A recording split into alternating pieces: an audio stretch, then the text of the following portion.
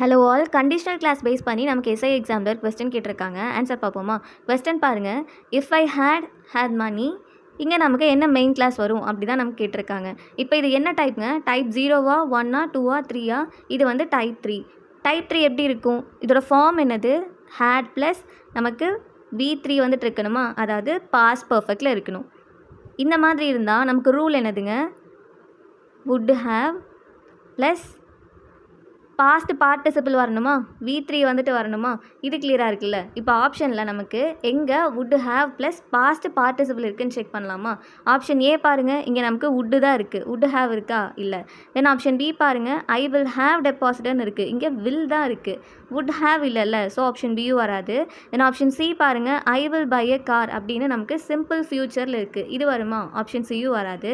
தென் option D பாருங்கள், would have donated இருக்குல்ல. So இதுக்கு ஆன்சர் என்னென்னா ஆப்ஷன் டி தாங்க answer. If I had money I would have donated.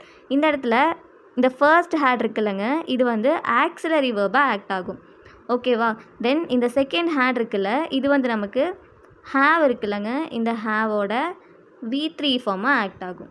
கிளியராக இருக்கா? அதனால தான் இந்த இடத்துல நமக்கு 2 ஹேட் கொடுத்துருக்காங்க. இது நம்ம எப்போயுமே டைப் 3 பார்ப்போம்ல, சேம் மாடல் தான். So if I had money I would have donated.